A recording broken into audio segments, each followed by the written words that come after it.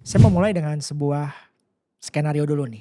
Lu lagi di titik terberat di kehidupan lu, karena lu kena PHK, atau bisnis lu lagi sekarat, tagihan juga numpuk, dan anak lu lagi minta uang jajan di pagi hari ini. Tapi di satu sisi lu tetap ke gereja, lu lagi dengerin firman Tuhan dan pendetanya bilang, "Saudara-saudara jangan lupa kasih persembahan. Tuhan akan memberkati orang yang setia memberi." Dan sesuatu di dalam diri lu tuh bergolak gitu. Bukan karena lu mau berhenti percaya Tuhan, bukan karena lu mau jadi orang egois, tapi lu lagi bingung nih. Dan lu nggak tahu boleh nggak sih sebenarnya punya rasa bingung yang kayak gini. Dan hari ini kita mau ngobrol soal itu. Bukan untuk mempertanyakan nilai-nilai seperti memberi, hidup selfless, kita mau berbagi dengan orang lain, itu bukan opsi ya, itu DNA iman Kristen. Yang mau kita bahas hari ini adalah kenapa di tengah ekonomi yang makin susah, banyak orang Kristen tuh justru malah makin bingung, bukan makin kuat. Dan jawabannya kita coba pelajari pada hari ini. Selamat datang di Brave Talk sendiri, dan kita akan bahas hal ini.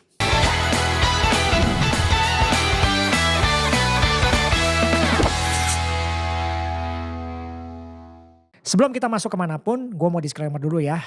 Kita lagi membahas tentang sesuatu yang menurut saya kita perlu sepakat satu hal dulu. Karena ini adalah channel Kristen dan saya pribadi juga adalah Kristen.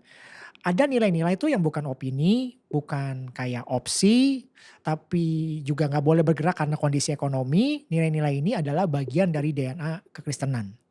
Misal, memberi. Memberi itu fondasi banget di dalam kekristenan. Kalau kita ingat di Yohanes 3 ayat 16, justru segala macam pemberian kita, titik mulainya itu adalah karena Allah lebih dulu memberi.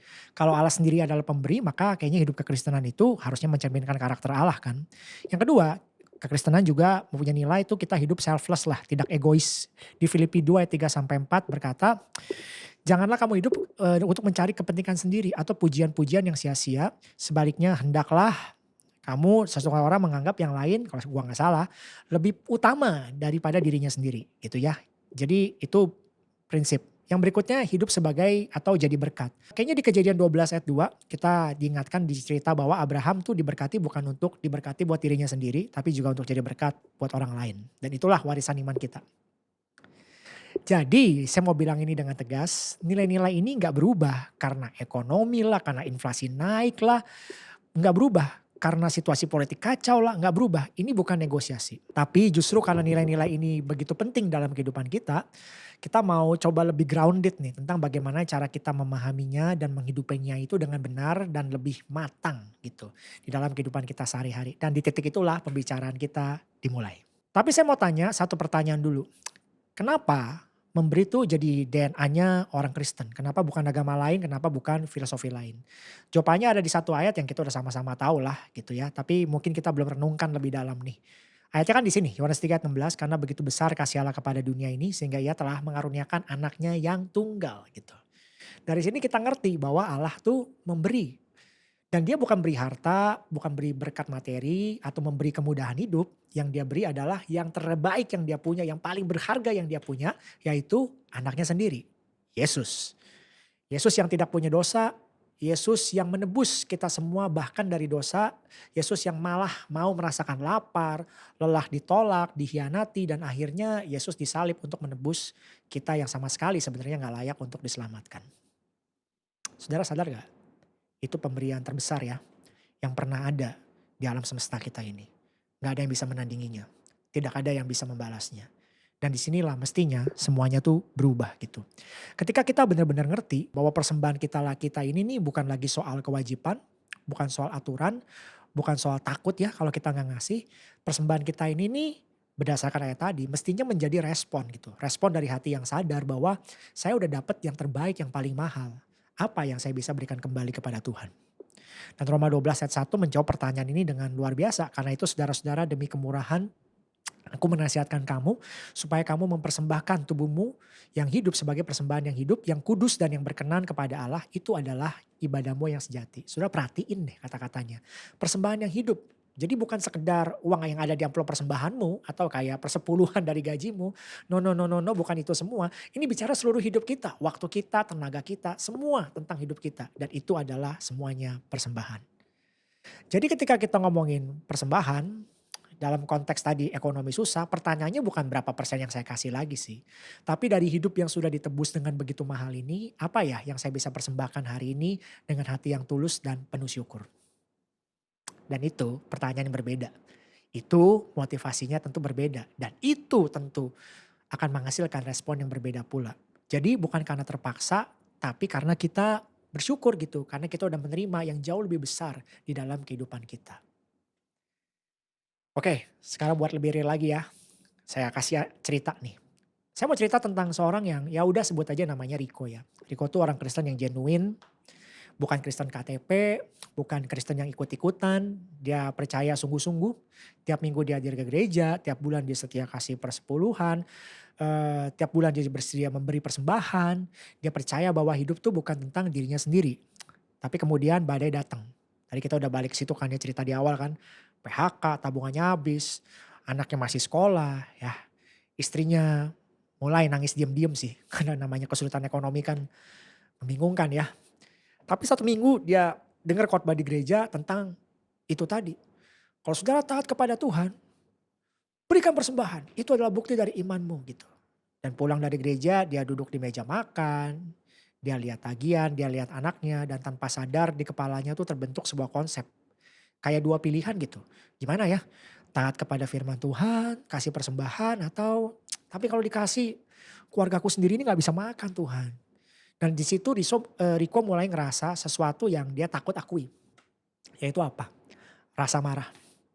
Marah ke Tuhan, marah ke gereja atau bahkan marah ke dirinya sendiri. Dan merasa gak cukup beriman sih. Nah sekarang saya mau tanya sama teman-teman. Riko salah gak? Apakah dia kurang beriman? Atau ada sesuatu yang salah dari framing yang ada di kepala dia itu? Dan ini yang saya bikin sedih sih, yang bikin sedih saya. Riko sebenarnya adalah orang yang merasa dan tahu dan mengerti bahwa hidupnya tuh bukan tentang dirinya sendiri. Dia genuine, dia mau memberi, tapi dia gak pernah diajak bicara atau diajak berpikir dari sudut pandang tentang kasih karunia. Dan dia selalu diajak berpikir dari sudut pandang tuh yang kewajiban-kewajiban aja. Dan itu perbedaan yang sangat besar. Oke, sekarang saya mau jawab pertanyaan tadi.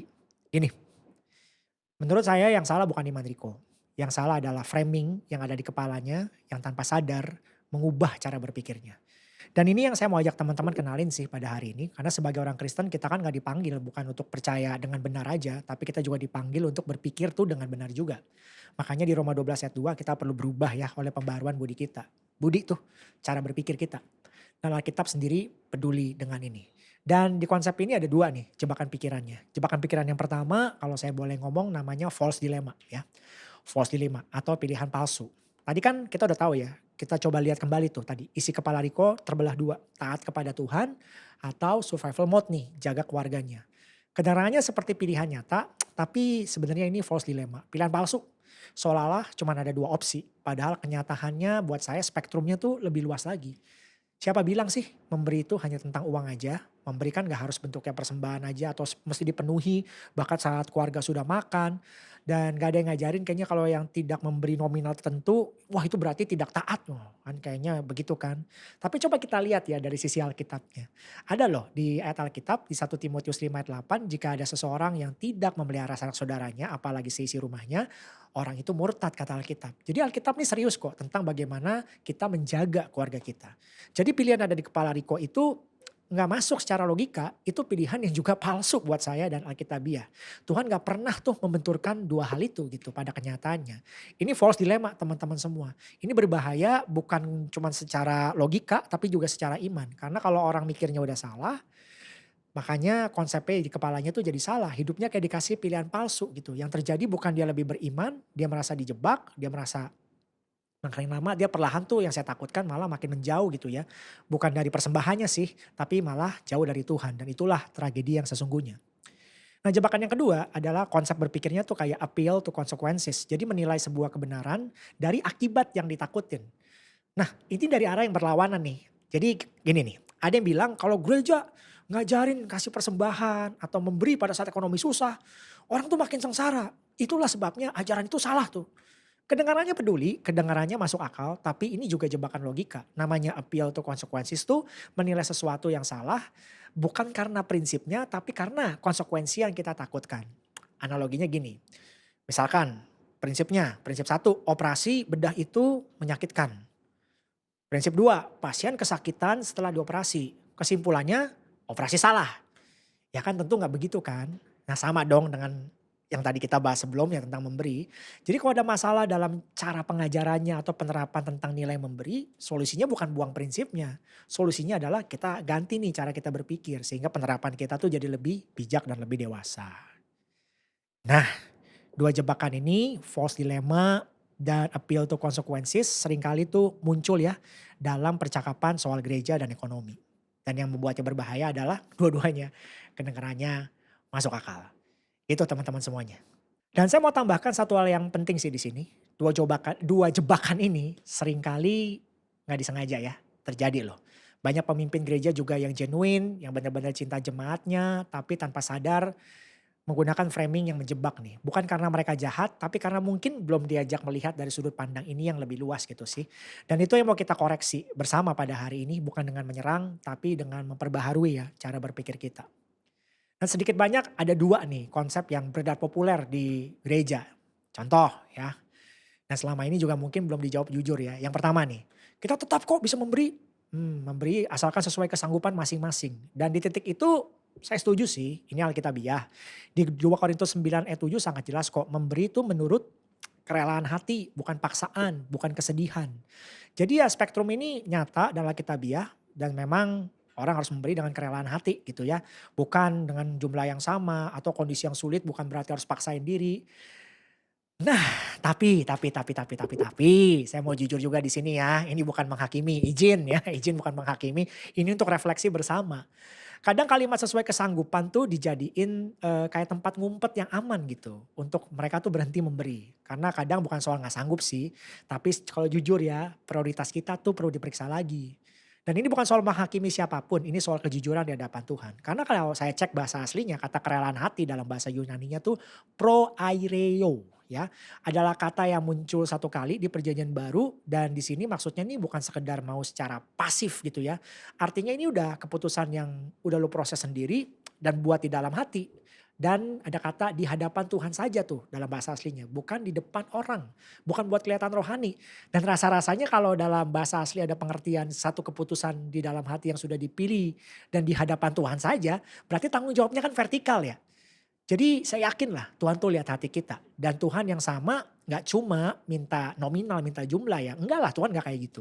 Dia minta kejujuran di baliknya. Makanya di Keluaran 25 ayat 2 dia bilang dia mau minta mau dan maunya persembahan itu datang dari hati yang terdorong. Bukan yang terbanyak lah jumlahnya. Yang paling jujur dan Daud sendiri bilang Tuhan tuh menguji hati dan menyukai kejujuran. Itu ada di 1 Tawari 29 ayat 17. Jadi yang lebih lengkap mungkin adalah kita tuh perlu kesanggupan yang jujur di hadapan Tuhan. Nah itu loh katanya, kesanggupan yang tambahin dikit jujur di hadapan Tuhan. Ada ketulusan di sana, ada accountability dan ayat ini jadinya bukan jadi perisai ya yang buat kita bersembunyi. Tapi ini bakal jadi cermin yang jujur di hadapan Tuhan soal seberapa besar hati kita sebenarnya gitu. Jadi benang merahnya cuma satu, Tuhan tuh gak kejar angka, yang dia kejar kejujuran di balik angka itu. Oke sekarang kita ke suara yang kedua. Ngapain kasih persembahan kalau ujung-ujungnya oknum di gereja tuh yang makin kaya gitu. Ya kan? Saya nggak pura-pura suara ini nggak ada. Karena suara ini kan nggak muncul dari mana-mana. Saya tahu ada orang-orang yang pernah kecewa tentang hal ini. Ada yang pernah lihat sesuatu lah yang nggak beres tentang hal ini. Dan ada luka yang nyata di balik sinisme ini. Dan kalau teman-teman pernah di posisi ini dan mengalami kekecewaan ini, ya itu valid kok saya tahu. Dan saya nggak mau dismiss itu ya.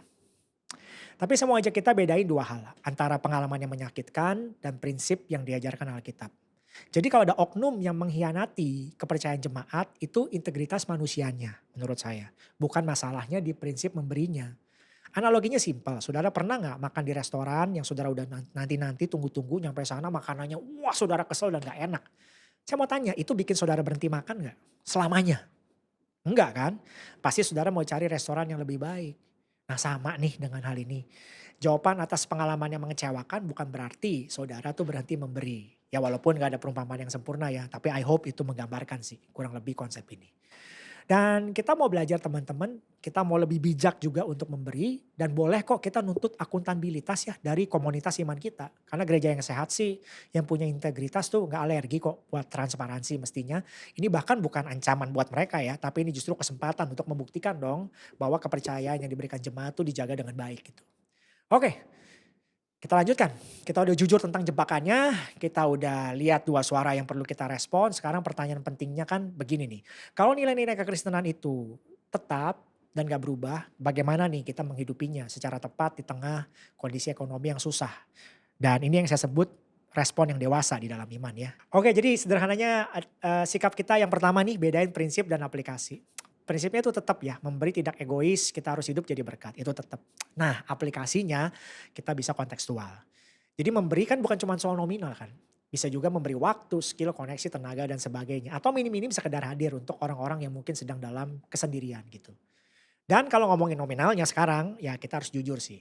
Kalau bulan ini misalkan penghasilan kita 1 juta, kebutuhan hidup kita semuanya 800 ribu, kita masih bisa memberi dong. Tapi ya tentu aja bukan 100 ribu, ya mungkin 5 ribu rupiah. Dan Yesus sendiri yang bilang, memberi itu kayak contohnya, maksud saya gini, saudara ingat kan contoh janda yang memberinya sedikit lebih daripada semua yang hadir di bait Allah itu. Dan Tuhan bilang itu persembahan yang berkenan kepada dia, bukan karena nominalnya. Tapi dari hatinya dia masih memilih untuk memberi. Dan itu yang Yesus perhatiin sih, bukan angkanya. Yang dia perhatiin tuh arah hatinya. Karena di sini yang kita sering lupa, Tuhan tuh gak butuh uang kita. Dia tahu sesuatu tentang yang kita sendiri suka lupa gitu. Bahwa uang tuh punya kekuatan loh untuk memiliki kita gitu. Jadi kita suka lupa mengenai itu. Dan Matius 6 ayat 24 firman Tuhan kan bilang, kita nggak bisa mengabdi kepada dua Tuhan. Jadi setiap kali kita memberi, itu saya yakin tujuannya tuh Tuhan kayak mau ngajarin kita nih. Kita boleh memiliki uang, tapi jangan sampai uang memiliki kita. Dan kalau ngomongin nominal, ya itu udah percakapan jujur aja antara saudara dan Tuhan. Ingat Tuhan gak pernah lihat angkanya, yang Tuhan lihat arah hatinya. Oke ya, yang kedua, kita mau kembalikan motivasinya. Dan itu yang paling penting. Kita bukan memberi karena aturan, tapi kita memberi karena kita udah menerima yang terbaik dalam hidup kita, yaitu Yesus sendiri.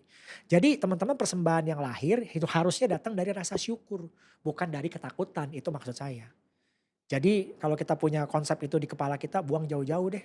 Saya berdoa saudara dimerdekakan gitu ya. Dan sebagai komunitas iman, tugas kita tuh mengarahkan orang ke motivasi yang benar. Yang ketiga sekarang, gereja itu mestinya harusnya jadi safety net ya, bukan jadi penambah beban. Karena kalau saya baca gereja mula-mula di Kisah Para Rasul, mereka pun juga hidupnya di bawah tekanan dan ekonomi, tekanan politik yang luar biasa terjadi di zaman itu. Tapi coba lihat apa yang terjadi di komunitas mereka. Yang punya nolong yang berkekurangan, gereja jadi tempat orang datang dan pulang, bukannya nambahin beban, tapi jadi berkat gitu.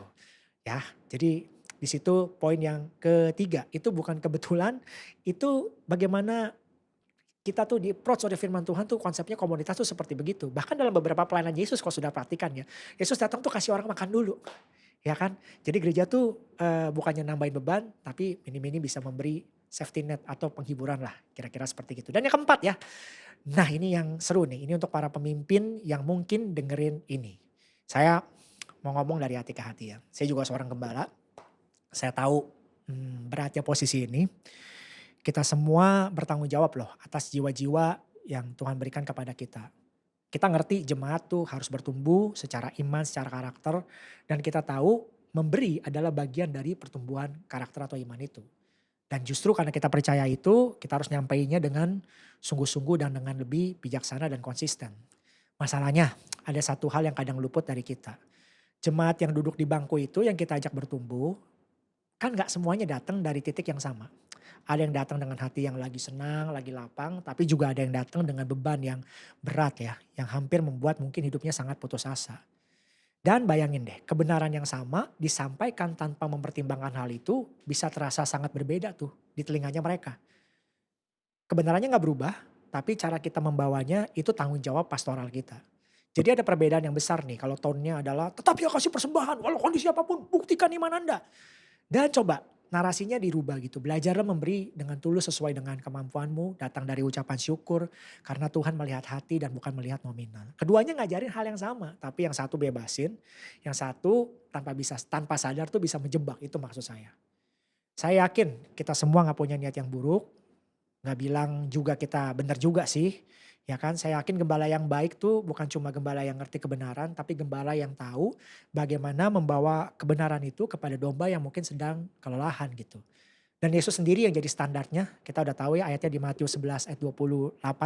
Marilah kepadaku semua yang letih lesu dan berbeban berat, aku akan memberikan kelegaan. Dan buat saya pribadi ada satu pertanyaan terus sih, yang mungkin kalau boleh saya titip ke teman-teman yang juga melayani, yang nonton ini. Gini, apakah cara kita mengembalakan hari ini sinkron ya dengan Tuhan yang memberi kelegaan itu? Ya bukan untuk menghakimi, tapi karena domba-domba atau jiwa-jiwa yang Tuhan percayakan itu berharga dan mereka layak mendapatkan yang terbaik dari kita. Oke, sekarang kita kembali ke Riko. Di meja makan, Riko akhirnya nangis ya, terusin cerita Riko nih. Bukan karena imannya runtuh, tapi karena ya dia capek lah berjuang sendirian. Capek ngerasa bersalah terus, capek dengan pilihan yang rasanya gak ada jawabannya. Yang dia butuhkan waktu itu bukan khotbah soal persembahan, yang dia butuhkan waktu itu adalah seseorang yang mungkin ada di sebelahnya dan bilang, bro kamu gak sendirian. Dan kamu gak harus milih kok antara taat kepada Tuhan dan jaga keluargamu gitu. Karena ayat Alkitabnya sendiri tadi kita udah bahas panjang lebar ya. Nggak ngomong seperti itu. Bahkan pesan Paulus kepada Timotius dikatakan tanggung jawab kepada keluarga itu lebih dulu. Dan itu pun menyenangkan hati Tuhan di 1 Timotius 5 ayat 4. Bahkan lebih jauh lagi Paulus bilang di 1 Timotius 5 ayat 8. Kalau ada orang yang tidak memelihara sanak saudaranya. Lebih-lebih keluarganya sendiri orang itu menyangkal kepercayaannya. Jadi itu loh dasar yang firm buat kita. Itu bukan ayat yang lunak. Itu firm. Dan memang di perikop itu tentang janda. Tapi ini bukan soal janda aja. Itu maksudnya urutan tanggung jawab yang Tuhan sendiri tetapkan gitu. Jadi sebelum peduli pada janda-janda, maksudnya tuh kalau kita baca perikop lengkapnya ya, saya udah baca. Tapi prioritasin dulu keluargamu, kira-kira gitu. Gitu. Jadi yang ada di kepala Riko itu jelas tuh bukan dari Tuhan. Tuhan yang memanggil kita untuk memberi adalah Tuhan yang sama. Yang menaruh anak kita itu di meja makan kita. Yang tahu betapa tagihan numpuk, yang gak pernah minta kita buktiin iman dengan ngorbanin tanggung jawab pada sesuatu yang dia sendiri titipkan gitu. Anak kayak tadi. Jebakan itu bukan dari dia. Dan justru menurut saya inilah peranan gereja. Bukan cuma menginginkan kewajiban. Tapi gereja yuk duduk bareng dengan orang kayak Riko ya. Dan bilang kita hadapin ini sama-sama ya. Kan enak. Amin. Nah kalau teman-teman nonton video ini. Dan ada di posisi Riko. Saya mau bilang dengan sepenuh hati. Pergumulan kamu nyata. Pertanyaan kamu ke Tuhan itu valid. Dan Tuhan tidak pernah minta kamu milih antara iman dan keluargamu. Jebakan itu bukan dari dia. Oke, sekarang kembali ke konsep kita. Sekali lagi nilai-nilai Kristen memberi, hidup tidak egois, hidup jadi berkat. Itu bukan beban. Sekali lagi ya, bukanlah beban yang ditimpakan ke pundak kamu saat semuanya tuh hampir jatuh. Itu adalah karakter yang kita perlu bentuk pelan-pelan dalam perjalanan iman kita di setiap musim yang Tuhan percayakan. Dan saya percaya setiap musim ada kasih karunia-Nya. Sekali lagi ingat kita memberi bukan karena kita harus memberi, tapi karena kita udah lebih dulu nih yang paling mahal yang pernah ada, yaitu Yesus sendiri. Dan seluruh hidup kita mestinya adalah respon dari kasih itu. Terakhir, buat teman-teman, pemimpin, gembala-gembala dan pelayan yang mungkin nonton video ini, saya percaya kita semua mau jadi gembala yang baik. Dan gembala yang baik itu gembala yang gak berhenti belajar. Kebenaran tidak berubah, tapi cara kita menyampaikan kebenaran itu tanggung jawab seumur hidup kita kepada Tuhan. Amin. Nah, kalau video ini ngena buat teman-teman, share ini ke siapapun yang butuh dengar ini. Dan komen di bawah ya. Saya genuinely mau tahu menurut teman-teman satu hal apa yang perlu dirubah dalam cara hidup kita sebagai komunitas Kristen untuk merespon nih jemaat yang mungkin lagi di titik berat hidupnya. Oke? Saya berharap konten ini memberkati. Sampai ketemu lagi di video berikutnya. God bless you.